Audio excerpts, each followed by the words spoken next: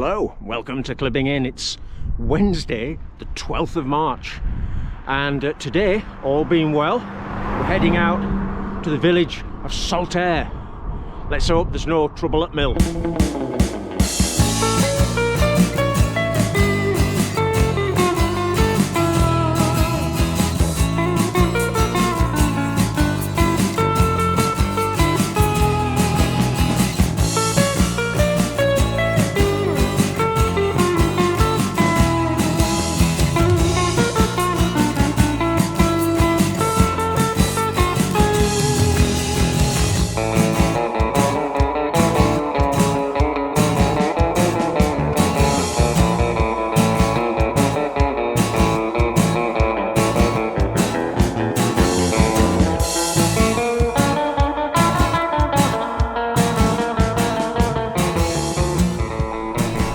Presently stopped halfway between Queensbury and the Raggles Inn, but I thought this view here looking out, that's the direction over there of Halifax. It is superb. Look at this for clarity, and if I get it dead center and you've got the high definition engaged on YouTube, you can see Studley Pike there and the pylons behind. Look, Blackstone Edge. Wow. Panning this way, Ogden Clough, wind farm there. I'm looking over Bradshaw. Amazing. The price to pay for these views, it was 2 Celsius this morning at 9. Factor in a very persistent northerly wind. It is cold. Let's get pedalling. I'm presently not too far from Thornton, and anyone that knows the area will think, what kind of a route is this to get to Saltaire? But I'm hoping firstly it's going to be a scenic route and an interesting one.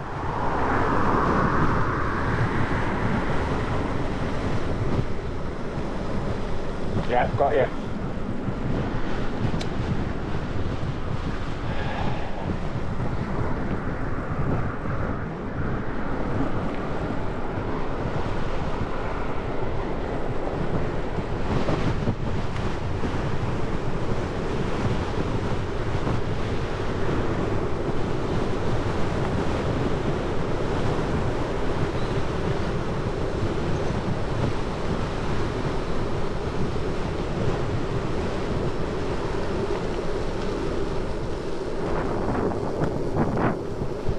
Top quality tarmac. Good grief.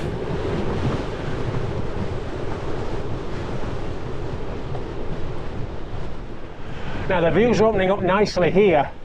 I'm not too far from Willesden, so the Ayr Valley is in that direction, dead ahead.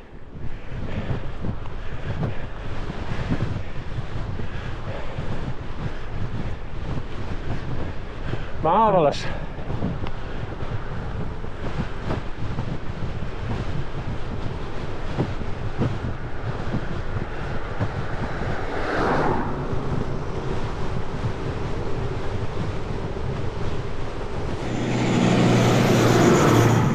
Right.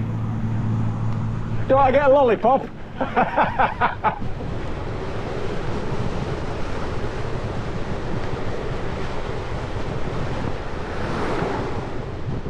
Dropping down from Cottingley Moor towards Cottingley. 100 years ago this was prime fairy country. Ask Sir Arthur Conan Doyle.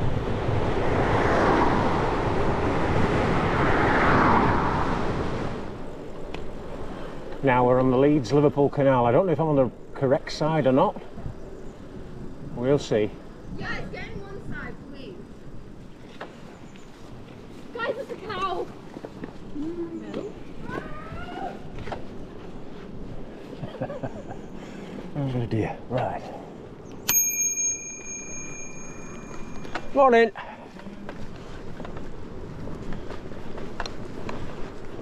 So we've got the River Ayr on the left and the Leeds-Liverpool Canal on the right.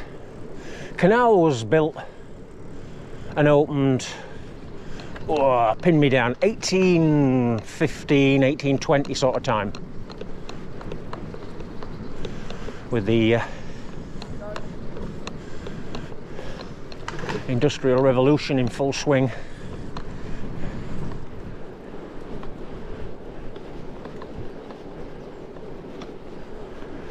And then probably 20 something years after that, the railway will have arrived in the valley. Titus Saltaire bears his name. He was an interesting character, worth looking at a biography if you have time, but briefly, he was a Yorkshireman born over near Leeds and then made his fortune in textiles, wool particularly, relocated from Leeds to Bradford and started building his empire. Morning. Morning.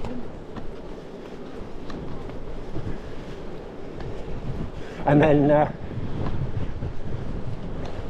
as the city centres were getting crowded, outbreaks of disease, he, along with other Victorian mill owners of the time, came up with the idea of relocating maybe 3, 4, 5 miles from Bradford centre to a completely green site.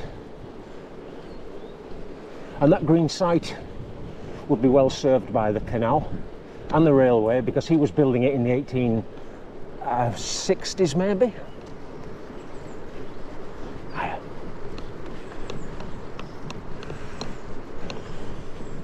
And there were others such as Robert Owen and other Victorian mill owners. They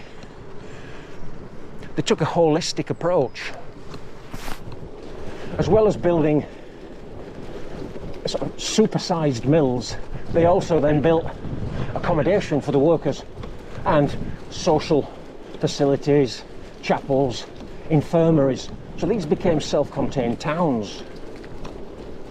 And you can look at it in different ways. The great 19th century liberals would say that these capitalist mill owners cared about their workforce and they wanted them to be healthy and happy, and therefore they'd work better. But then you get people like Engels who said that it was all about control.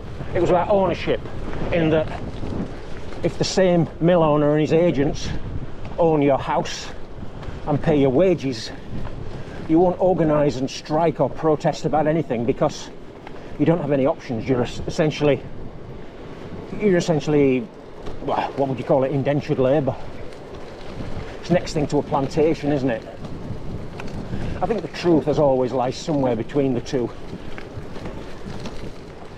Giving you an idea now, some of the scale, just of the stuff that's at the side of the canal where there would have been loading and unloading.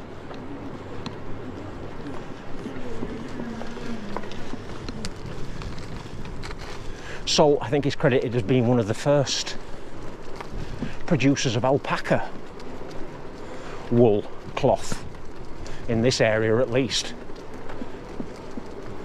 So they will have imported the raw materials from South America, Peru maybe, bring it across to Liverpool and then barge it across on the canal. I remember Saltaire still being a working mill in the 70s, but in a much, much reduced form. And then it was derelict for a long time through the 80s. And then I think there was some kind of restoration grants, and they turned it into retail units and cafes, and there was a bike shop in there at one time, might even still be there. More canal side wharfs. This is Shipley.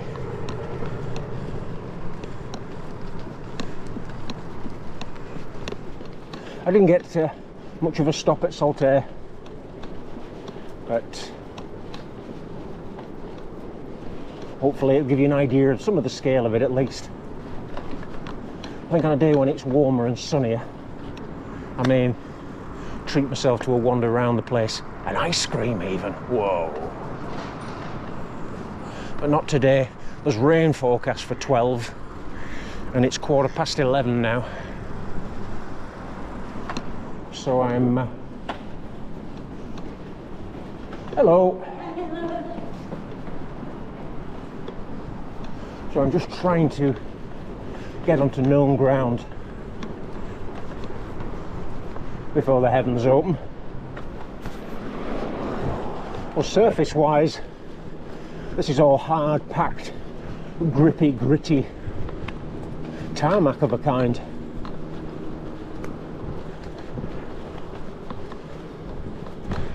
Quite a change from what I remember in the 80s, when it could be wet, muddy and hold a lot of water even late in the year.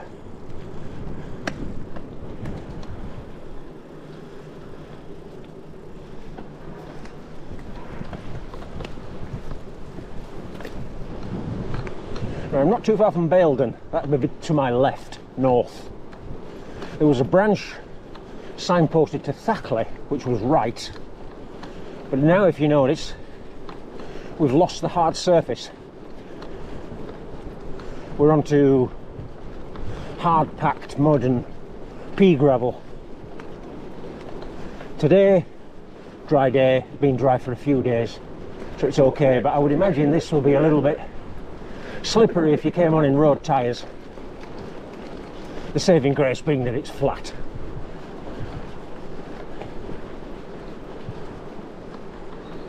So I've passed Appley Bridge and there's a nice bit of green space now between here and when it starts to build up on the outskirts of Leeds. Liverpool, 119 miles, that's behind me.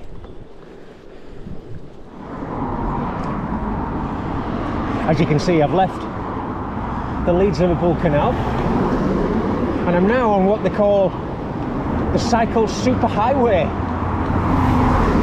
Woo!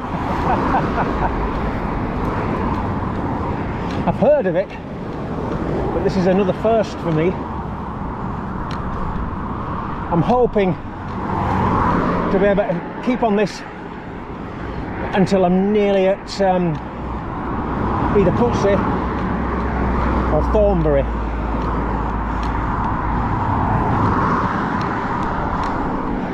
But no scenery, but at least it's good segregation. Just keep tootling away. I wonder if they know me. Infamy, infamy.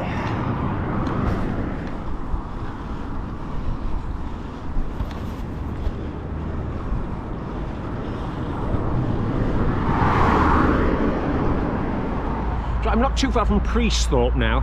I'm going to have to do a little bit of urban scuttling, I think. Little bits of cycleways, and I've got a couple of busy roundabouts to get across. But then after that, I'm on home territory. It's changed that much since I was around here last. And some of these cycle superhighways, they're great as long as you're going in the direction that they're built to go in. And if you want to go at 90 degrees to them, it's quite tricky. Oh, and the rain's here. It's 12:15 and it's been raining for about 5-10 minutes now. So for once, the forecast is, they've got it right there. I don't think it's, well, it's not enough to make me put an overcape on. I've got this Rafa, what do they call it, core winter jacket, which is sort of, it'll take a pretty good shower. The front and the fronts of the sleeves are windproof, so yeah, you can get by in some pretty nasty weather until you start needing a shell. Anyway, enough of the clothes show section, get back to the roads. Well, this is Thornbury. You can see the parachute regiment barracks just on the right there, and I'm waiting at these little cycling traffic lights.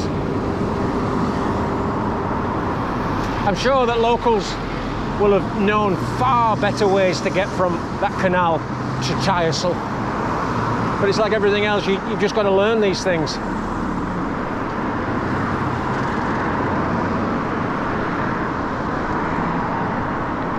Green bike.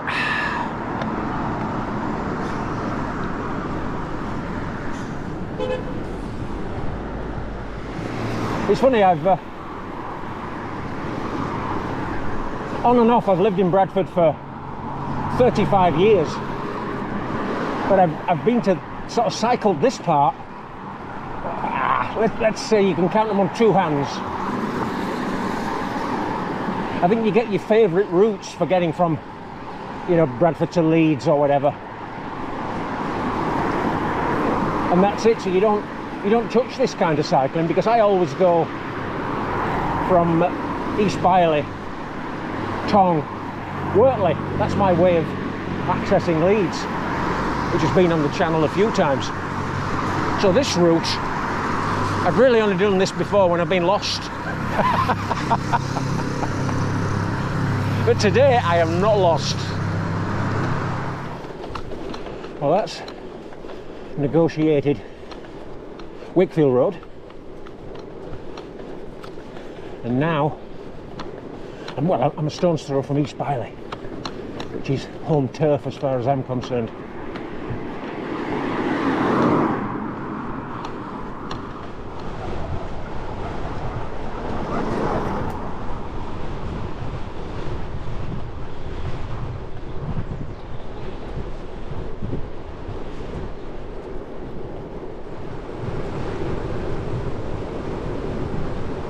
So I'm beginning.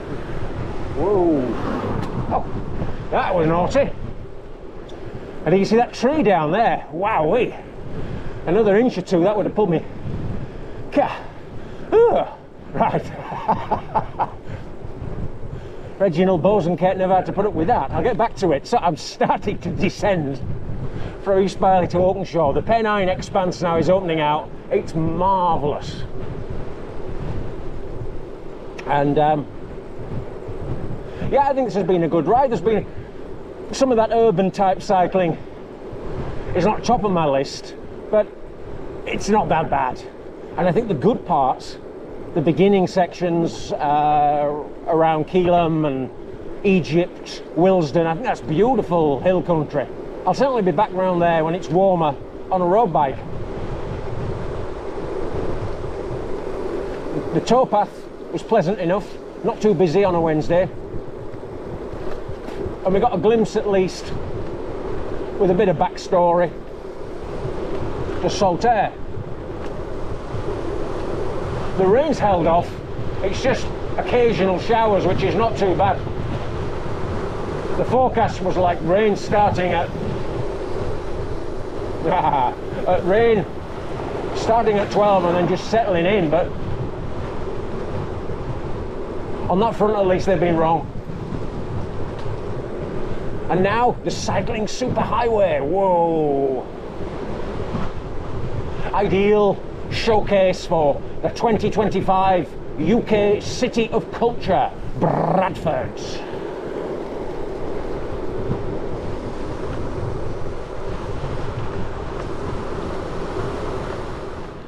Just as another shower arrives, it's signing off time.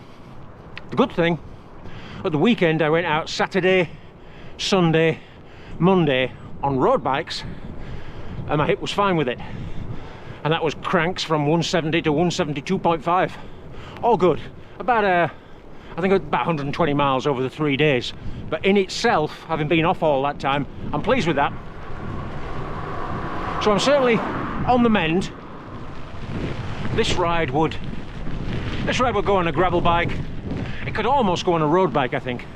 But you'd have to make sure, if you were repeating that urban route back, that you had some good puncture resistance on your tyres. I mean, these Marathon Plus, I don't praise them very often because they're heavy, slow, they don't accelerate, they don't particularly corner well. But one thing they are is robust, and I think they were ideal today. Right, time to get this put away, get the kettle on, and I've got to decide, is it an Earl Grey day? That's the big question. For this edition of Clipping In, that's all for now, and see you very soon back out in the Yorkshire countryside. Bye bye.